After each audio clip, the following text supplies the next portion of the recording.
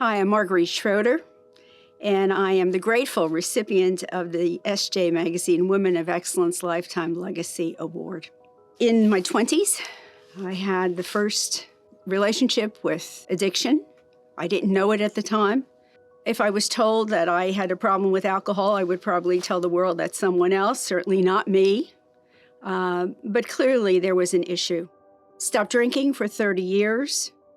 During that time, it was a very interesting experience because I didn't identify myself as sober, didn't identify myself at that point as having difficulty with alcohol. The disease is insidious in a lot of different ways, and it progresses even if you are not using, which is why it's so important that you not only seek treatment, whatever that means, but that you continue on a daily basis to understand that you have something that at any point, any given time, can be re-triggered in a lot of different ways. And when it does get re-triggered, it really re-triggers in a very, very devastating way.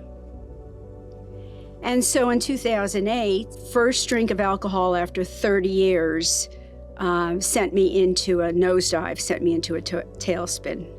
11 days later, after I picked up, I was back in the hospital, virtual hospital, with a blood alcohol of 0.425. And for those people who know what that means, it means coma, it means death. I know at this time, it's taken me a lot of therapy, a lot of work, but I realize that all of this has been a journey to get me to this point. What we do is we give back, we stay in service in many, many different ways. And you could do that through your 12-step meetings. You can do that in different ways. But for Karen, what I did is I became a volunteer. I became what they call a 12-step contact. I was then asked to be a member of what was called the Philadelphia Advisory Board. It's one of Karen's many advisory boards. And I sat as a member of that board for about 10 years.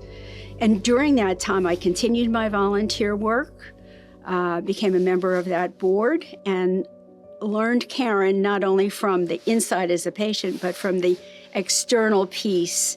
And that's how I learned, I call it its magnificence in many, many different ways.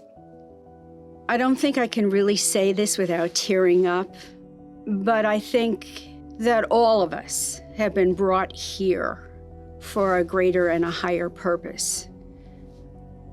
And I hope that maybe my journey in some way, shape, or form encourages someone somewhere in that very dark night that they have, in that dark night of the soul, that maybe some piece of this, in either reading my story or hearing about it, maybe some little thing says, I can do this too.